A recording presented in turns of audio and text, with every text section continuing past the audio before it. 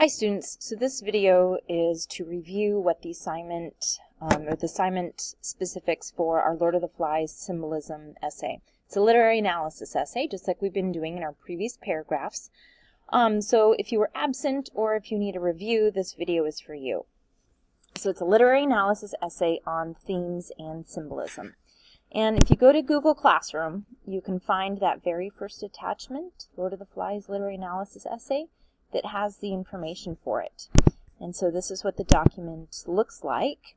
So our assignment is the question is, what was William Golding's message or theme from Lord of the Flies, and how was it supported by symbolism? Okay? So then, in order to do that, what we need to do is select 3 symbols from Lord of the Flies. They can be objects or characters. And you should please look at your symbolism notes in order to do this. So these 3 symbols should support a similar message or theme. And then in a 5-paragraph essay, we're going to identify and explain those 3 symbols. Okay? So that is essentially what we're doing. We need to identify what was William Golding trying to tell the audience in the novel, and then we're going to prove it by selecting 3 symbols that help us identify that. Okay? So the first thing we need to do here, step 1 of the project is to write a thesis statement. A thesis statement is 1 sentence that explains what your essay will be about. Okay, so step 1 is write 1 sentence. And just like our previous paragraphs, it needs to include a title, or the title of our novel, the author of our novel, the theme or the message that you think the book was about, and the 3 symbols that you're going to use to prove that. Okay? So step 1 is the thesis statement. So in order to do that, we have to first pick a theme or a message. So what was William Golding trying to say in his novel? Remember, in the research project we did, the research work we did ahead of time before reading the novel, not a project, we looked at 6 different images and we matched them with 6 texts. And one of those things we looked at was an image of William Golding. And we read his biography about how he went to war and saw some of the evil that humans could do, but he also saw some of the positive and how that shaped his novel. So one thing you can do to come up with a theme is you can go to Google Classroom and click on the anticipation guide. This was something we worked on at the beginning of the year, and it has several statements. Then you can use these statements as they are, or you can change them. So, for example, being stranded on a tropical island would be paradise, or maybe it would not be paradise. That's kind of a weak one. William Golding isn't really talking about a tropical island, but if we look at the island as a symbol, as a microcosm for the world, then we could talk about what life is like, what he was trying to tell us. Okay, so we would need to go deeper than actually just being stranded on a tropical island. How about number 3? Our environment can greatly impact the course of our lives. Think of a character that was greatly impacted, don't mind the bell here, that was greatly impacted from being stranded on the island. Piggy, Simon, they died because of what was happening with other characters. So what characters were changing so much that led to the deaths of those characters? Anybody thinking Jack?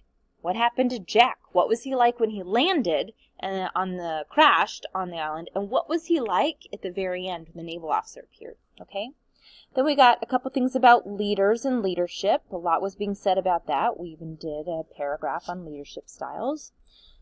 Number 7, people are essentially good at heart. Do you believe that? Is that what William Golding was trying to say? Or maybe William Golding was arguing the opposite. People are essentially evil at heart. Could that be something you could talk about? Or number 10, there is a beast within each and every one of us. Is that something that was argued? Or maybe you could argue it the other way. There is goodness at the heart of each and every one of us, for example. Okay, so use these statements to help you or to modify. Some other ideas. We talked a lot about civilization and savagery in this novel. Or we can call it order, anarchy, or chaos. Which one will prevail if they come up against each other? Can civilization take over an area full of savagery, or will savagery take over an area of civilization? What do you think? Another one, human nature. Is it evil? Is it easily swayed? The environments. Is human nature generally good? Okay? So You can have any opinion you want as long as you can prove it. So for the theme or the message, what do you think William Golding was trying to say? What was he trying to share? Okay? So that's the first thing you need to do in order to write your thesis statement, is pick your theme or your message. Once you have your theme or your message, then you need to go back to our symbols. Which symbols, which items, or which characters can prove that, okay? So if you're arguing that people are evil, what characters were evil, which objects made people evil, okay? Or if you're arguing people are good at heart, who was good at heart, or what objects made people good at heart? If you want to argue about savagery, who were the most savage people or characters, and then what object led to that savagery? Okay, so once you pick your theme, then you need to pick 3 symbols, objects, or characters from your symbolism notes that support it. All right, and then once you have those, you're ready to write your sentence. Okay, and here is a sentence structure. In Lord of the Flies by William Golding, the symbols blank, blank, and blank support the theme of blank. Or, option 2, start with your theme first. Blank is present in William Golding's novel Lord of the Flies, as evident in blank, blank, and blank. Okay, so these are ideas of how to structure your sentence. You don't have to use these exactly as they are, and please change the grammar as always to make it grammatically correct.